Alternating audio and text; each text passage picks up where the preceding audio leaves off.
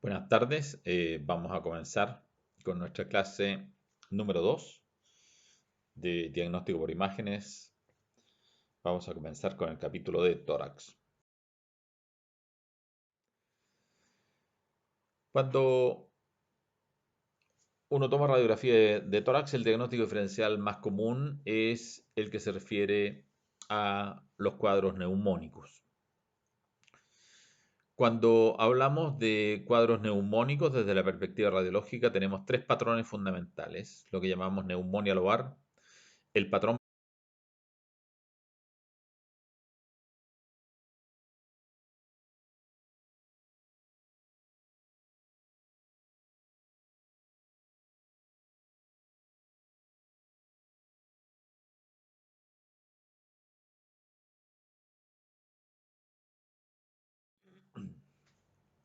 Buenas tardes, vamos a comenzar con nuestra clase número 2 de diagnóstico por imágenes. Vamos a comenzar con el capítulo de tórax. Cuando uno toma radiografía de tórax, el diagnóstico diferencial más común es el que se refiere a los cuadros neumónicos. Cuando hablamos de cuadros neumónicos desde la perspectiva radiológica, tenemos tres patrones fundamentales, lo que llamamos neumonía lobar, el patrón bronconeumónico y el patrón intersticio alveolar. La neumonía lobar corresponde a una zona de condensación que compromete lóbulo o segmento, bien delimitada. El patrón bronconeumónico corresponde a opacidades parcheadas que en general siguen la distribución segmentaria en ambos campos pulmonares, manchas en ambos campos pulmonares. Ese es un patrón de tipo bronconeumónico. Y el patrón intersticio alveolar se presenta más bien como un compromiso intersticial peribronquial, opacidades tenues y fino compromiso alveolar hacia distal. Los patrones lobar, bronconeumónico e intersticio alveolar tienen distintas frecuencias en distintos pacientes. Los patrones bronconeumónicos son más frecuentes en niños y ancianos. La neumonía lobar es más frecuente en adultos. Los patrones intersticio alveolar dependen del tipo de patología en general que se presente. Como ejemplos de neumonias lobares tenemos a Streptococcus pneumonia, Klebsiella pneumonia y Legionella pneumófila. Como patrones bronconeumónicos, Staphylo aureus, Pseudomonas aeruginosa, Escherichia coli, Hemófilos influenza y los anaerobios. Y los patrones intersticio alveolar nos referimos en general a lo que se llaman las neumonias atípicas, Mycoplasma neumónica, Clamidófila pneumonia y los virus. Y también aquí habría que incluir como patrón intersticio alveolar al coronavirus. Importante que hay algunas neumonias que conducen a cavitación y las más típicas son Staphylo aureus, Klebsiella pneumonia, Pseudomonas aeruginosa, los anaerobios y los bacilos gram negativos. Hay neumonias que conducen a émbolos sépticos, el ejemplo más típico es Staphylo aureus. Y hay patrones neumónicos que aparecen como neumonias redondas, y en ese caso pensamos en Streptococcus pneumonio y Klebsiella pneumonia. Y observamos que tiene broncograma aéreo. Y nos dice que hay cierta permeabilidad bronquial. Y lo que es más definitivo de un aspecto neumónico, aquí tenemos en cambio lo característico de un patrón bronconeumónico, opacidades parchadas en ambos campos pulmonares, con imágenes que adoptan el aspecto de pequeños nodulillos en la periferia que llamamos acinonódulos, e imágenes de árbol en brote, da aspecto de ramificaciones con flores. Eso es lo que llamamos árbol en brote, y este es un ejemplo de un patrón bronconeumónico.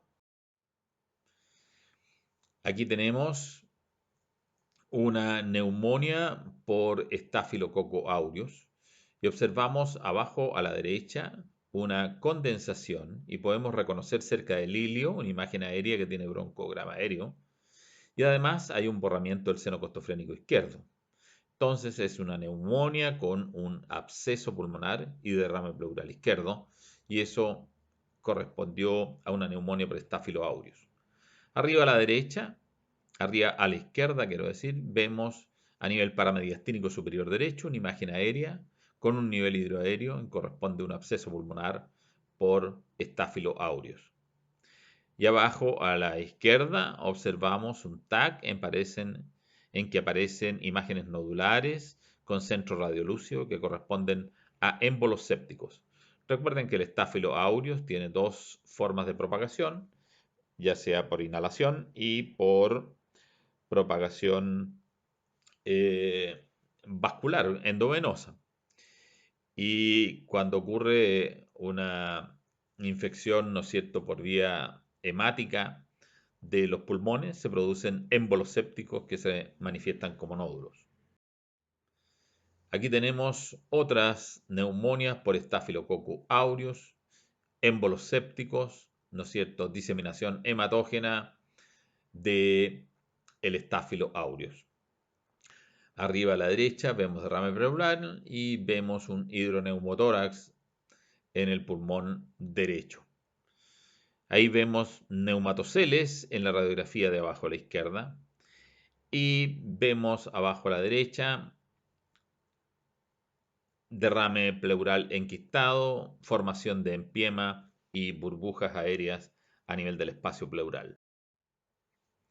Aquí tenemos otra neumonía con un hallazgo muy característico que se llama el abombamiento cisural, que corresponde a una neumonía por Klebsiella pneumoniae, que produce condensación y expansión del segmento comprometido, y ahí tenemos el abombamiento de la cisura horizontal, muy característico de Klebsiella pneumoniae, consolidación, en este caso del lóbulo superior derecho, con abombamiento cisural. Aquí tenemos otro ejemplo de Klebsiella pneumoniae, en que aparece una condensación en el tercio medio del pulmón derecho y que posteriormente disminuye su densidad central, apareciendo una zona de necrosis, entonces una neumonía necrotizante, que abajo a la izquierda en la radiografía se puede ver una imagen cavitaria con nivel hidroaéreo y corresponde entonces a un absceso pulmonar que se forma en una neumonía por Klebsiella pneumoniae. Abajo a la derecha observamos el TAC donde ya aparecen las pequeñas burbujas aéreas cuando se está produciendo la necrosis del segmento comprometido. Aquí tenemos la neumonía en paciente hospitalizado, típica por Pseudomonas aeruginosa, un patrón bronconeumónico en general extenso con gran cantidad de complicaciones.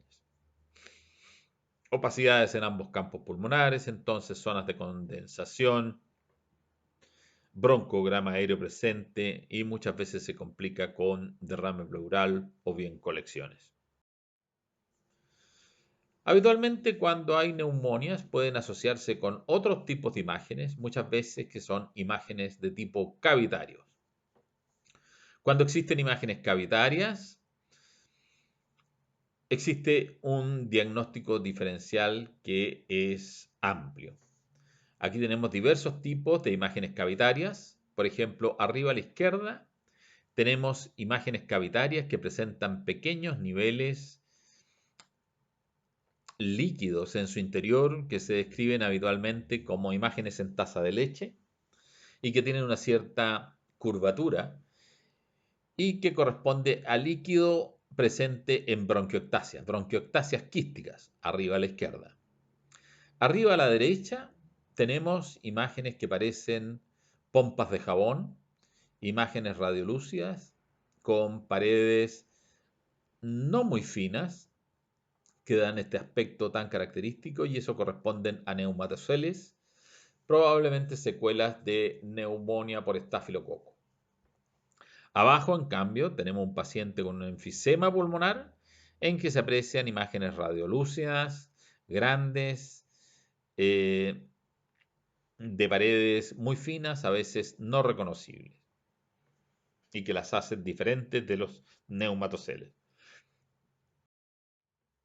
Aquí tenemos otra imagen cavitaria. Arriba a la izquierda observan una imagen cavitaria de paredes bien definidas y que en su interior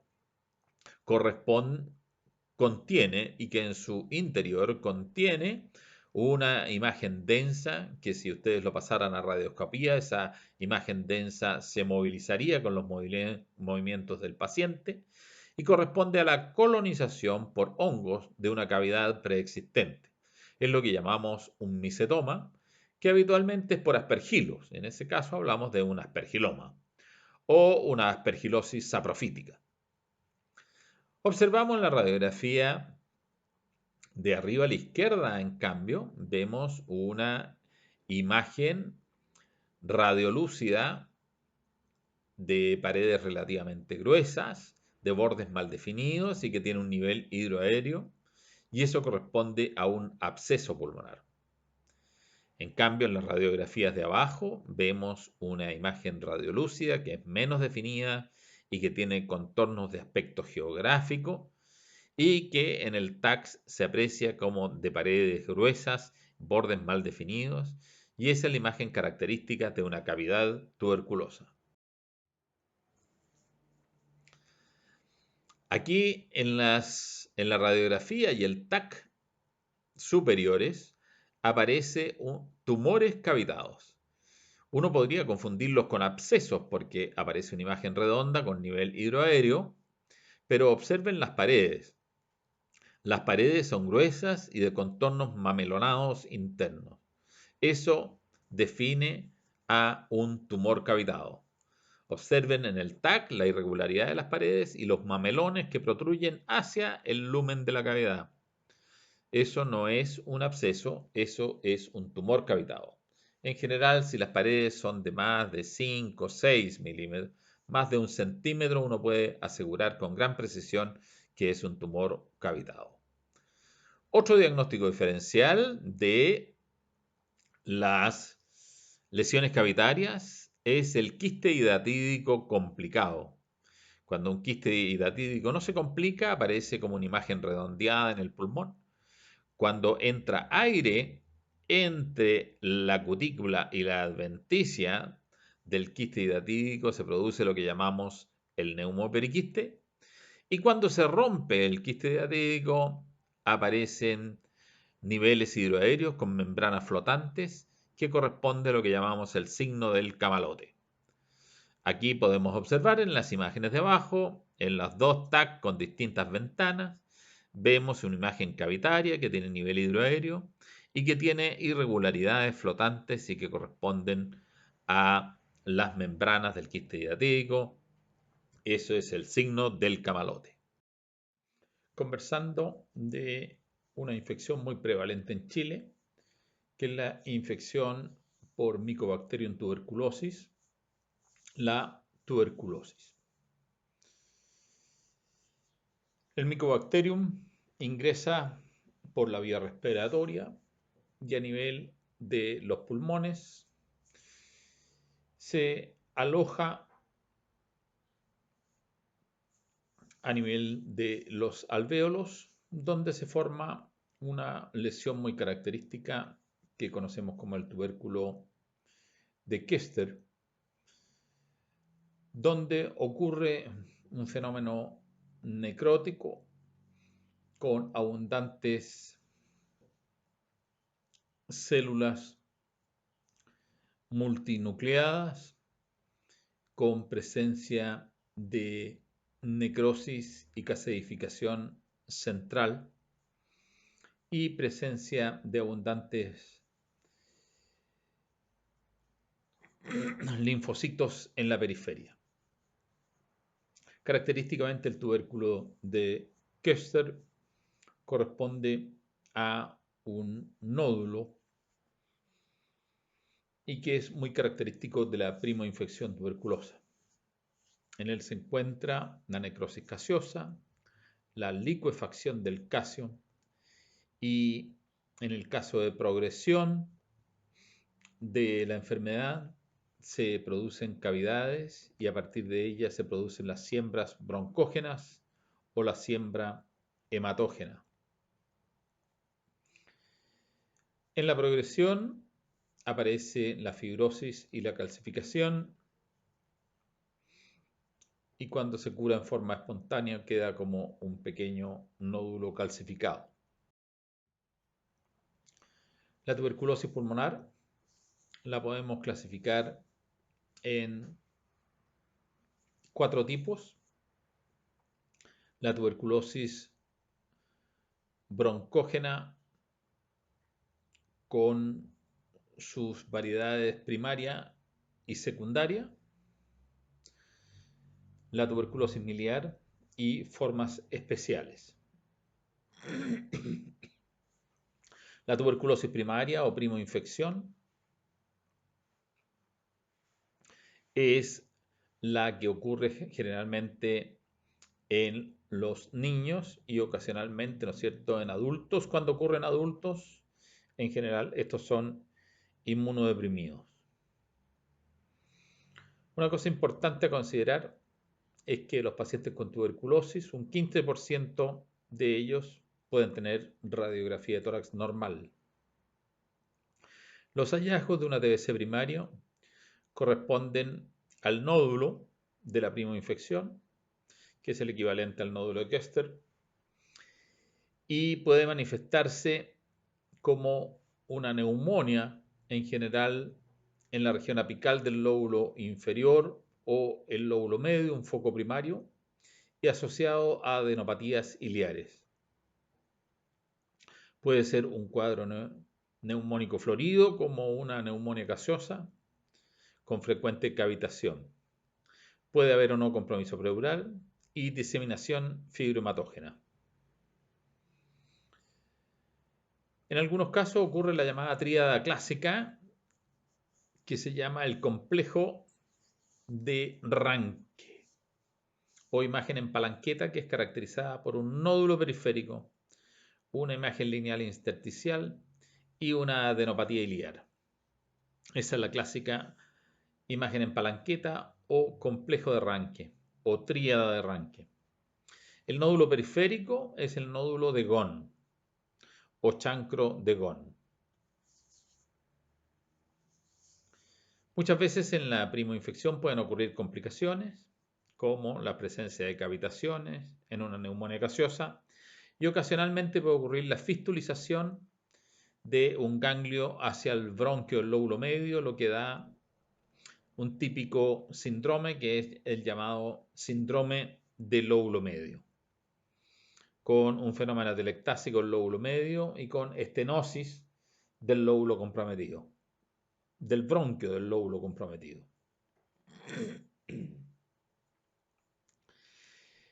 Cuando se trata de una tuberculosis primaria en un adulto, en general este es inmunodeprimido y la característica fundamental en este caso es compromiso de parénquima, compromiso pleural, adenopatías o compromiso miliar, es decir, diseminación hematógena.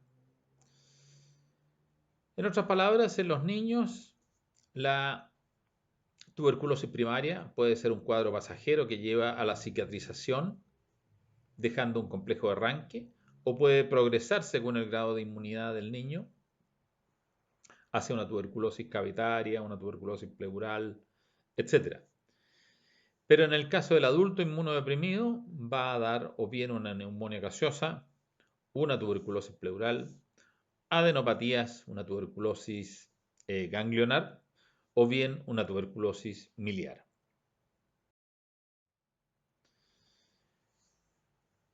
Entonces aquí tenemos ejemplos de tuberculosis en niños. Podemos ver la imagen de arriba a la izquierda que muestra una clásica imagen en palanqueta, nódulo periférico, línea intersticial, adenopatías calcificadas iliares, o sea, el complejo de Ranke. En la radiografía del medio vemos una neumonía gaseosa. En el TAC de abajo a la izquierda y en la radiografía de abajo a la izquierda vemos un síndrome del lóbulo medio con estenosis del bronquio de este lóbulo. En el caso de adultos inmunodeprimidos, aquí tenemos las 4 manifestaciones más típicas. Una neumonía gaseosa arriba en la imagen de arriba a la izquierda, consolidación, broncograma aéreo, imágenes con tendencia a la cavitación, pero un gran compromiso parenquimatoso. Una tuberculosis ganglionar, arriba a la derecha, señalada con flechas, donde las adenopatías son muy características, con centro hipodenso y la periferia es hiperdensa. El centro hiperdenso corresponde al grado de necrosis gaseosa.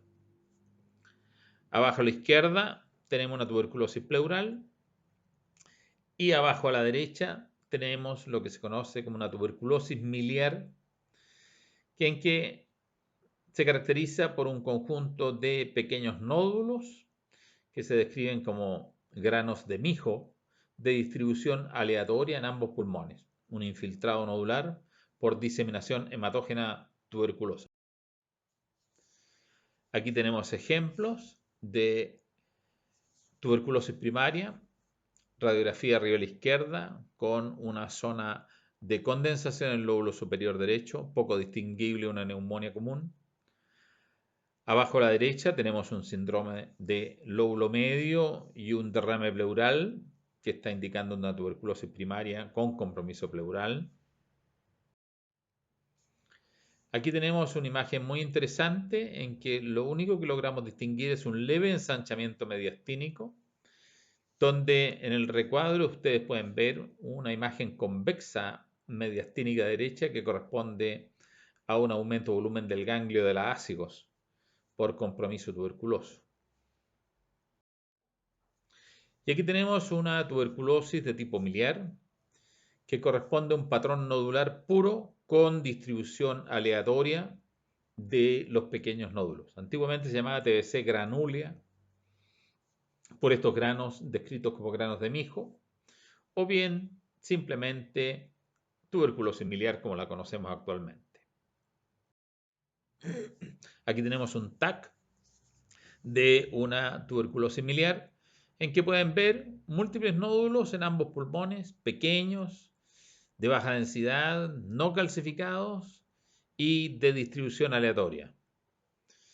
Esto lo diferencia de otros tipos de distribución, por ejemplo, la distribución perilinfática, donde los nódulos se acercan hacia las cisuras o a los tabiques interlobulares. Aquí los nódulos están dispersos en forma aleatoria.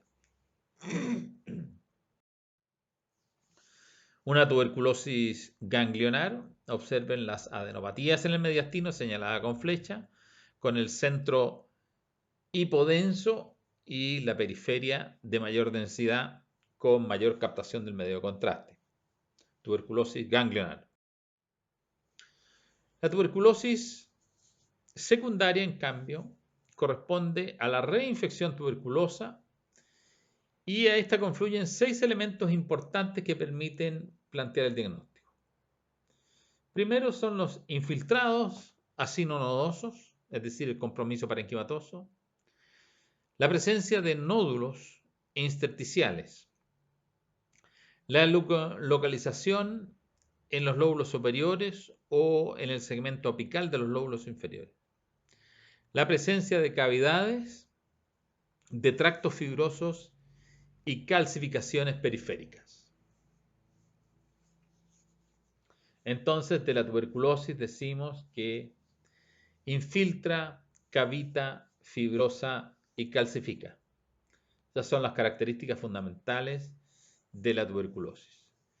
Aquí observamos en la radiografía de abajo a la izquierda infiltrados periliares y en el lóbulo superior derecho, donde además en el vértice aparece una imagen cavitaria.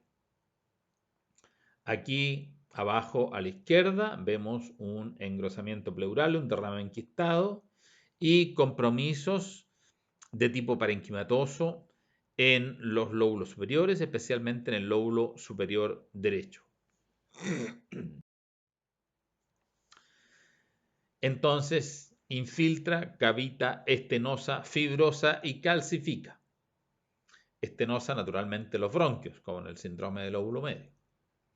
Observen la radiografía de arriba a la izquierda, en que ustedes pueden ver una opacidad parenquimatosa difusa en el lóbulo superior, pero reconocen imágenes cavitarias que tienen un típico aspecto geográfico, de bordes un poquito más densos, de alrededor de 2 a 3 milímetros.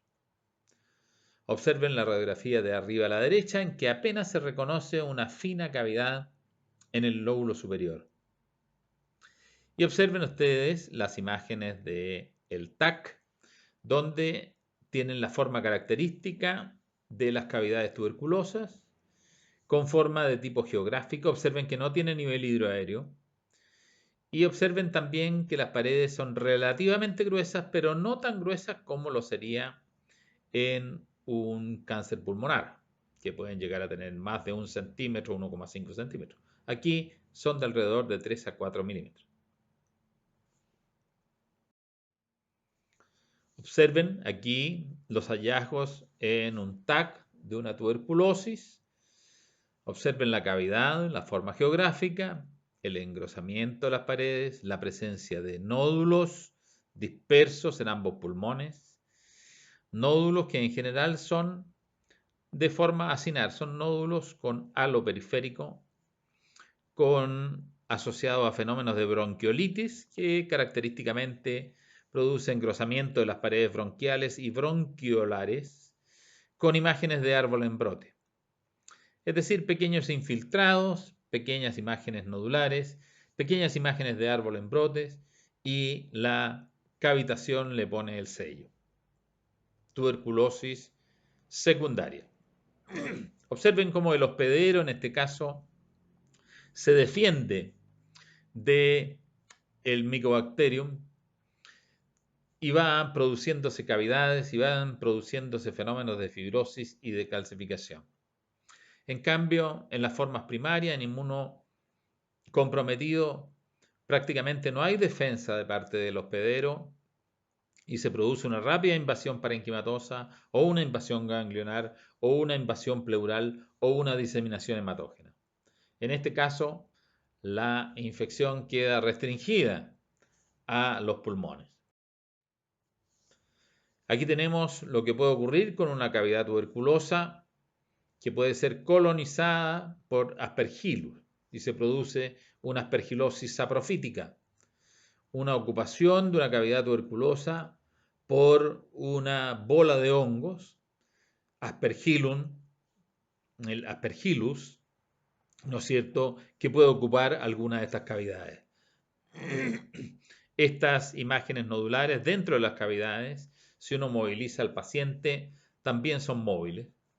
Y esto es lo que conocemos habitualmente como un aspergiloma o como un micetoma.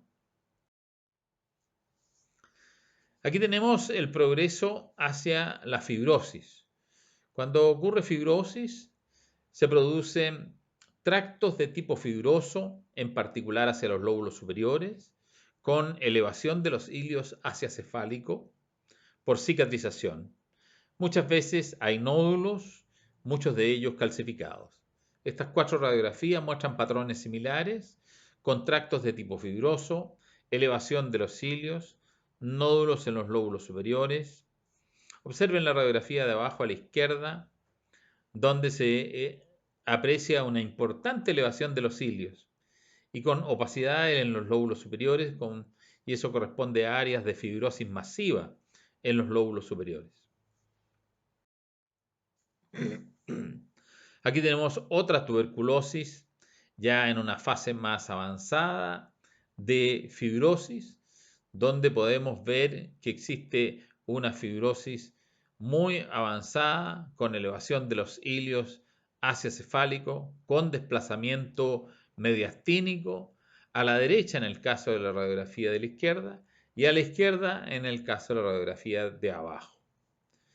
Muchas veces se producen fístulas broncopleurales y se producen cavidades a nivel de la pleura que pueden tener niveles hidroaéreos.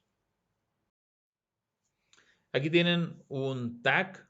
Observen el pulmón izquierdo en este TAC, en esta reconstrucción coronal, que prácticamente el pulmón izquierdo está destruido y existe un desplazamiento mediastínico hacia el lado izquierdo y lo que quedan simplemente son restos pulmonares en la cavidad torácica izquierda. Y en el pulmón derecho hay imágenes de tipo cavitaria e imágenes de tipo fibrótico hacia los lóbulos superiores. En el diagnóstico diferencial de la TBC hay que considerar otras enfermedades. Por ejemplo, aquí tenemos una en que vemos procesos de tipo parenquimatoso con elevación de los hilios hacia cefálico que sugieren áreas de fibrosis masivas en los vértices. En este caso no es una tuberculosis, sino que es una silicosis.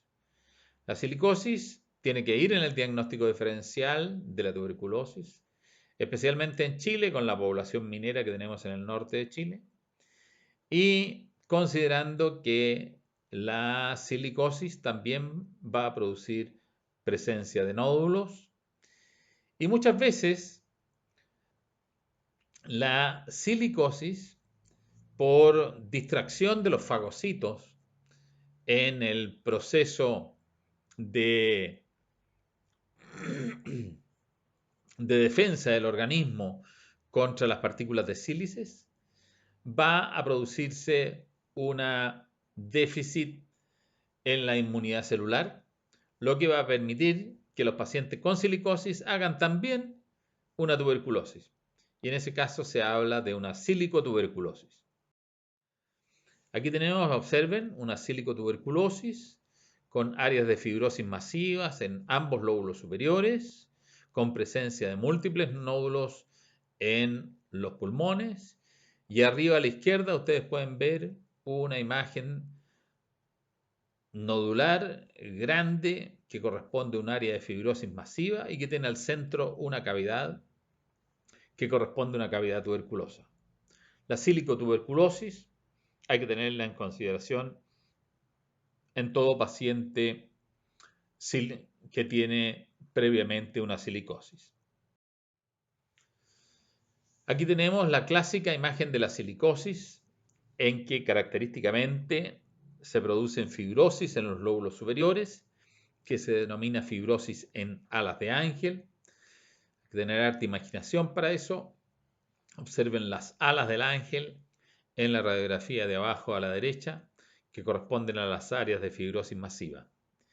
Y característicamente también la silicosis presenta adenopatías iliares que se calcifican por fuera, lo que se llama calcificaciones en cáscara de huevo.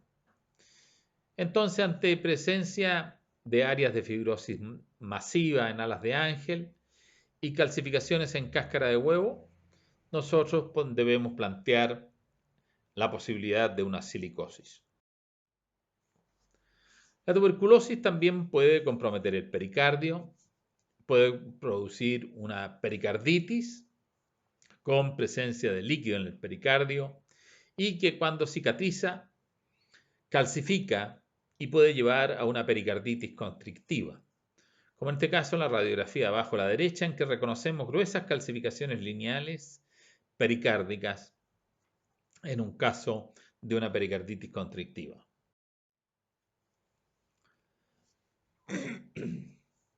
Muchas enfermedades pueden dar compromiso intersticial. Y el compromiso intersticial se manifiesta por engrosamiento del intersticio peribroncovascular o bien por engrosamiento del intersticio venolinfático. Pueden existir imágenes de aspecto nodular, intersticial, que son nódulos más precisos, más pequeños e irregulares que los nódulos acinares por infiltrado del acino. Aquí pueden observar ustedes en la radiografía abajo a la izquierda, señalado con flecha, lo que nosotros llamamos el cañón de escopeta y que corresponde al engrosamiento del peribronquio.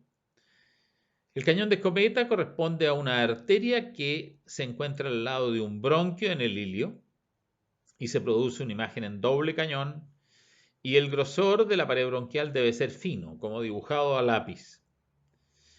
Observen en la imagen señalada como octubre 14, en que el peribronquio es fino, pero en la imagen señalada con octubre primero, ustedes pueden ver que hay un importante engrosamiento de las paredes bronquiales. Y eso corresponde a un manguito peribronquial que es característico del compromiso intersticial peribroncovascular.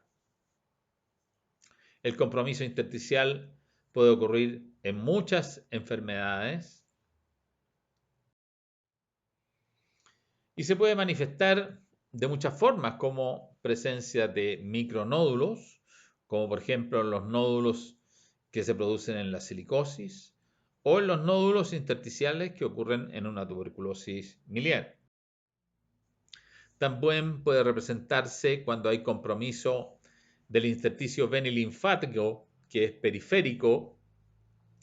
Pueden ocurrir presencias de líneas V de Kerley, que pueden ocurrir por ectasia linfática, como una linfangitis carcinomatosa, o bien por hipertensión arterial postcapilar. Pueden existir además compromiso de las paredes alveolares cuando hay compromiso intersticial, dando característicamente imágenes que llamamos imágenes reticulares y areolares, como en esta radiografía y en esa pieza anatómica que se está mostrando allí.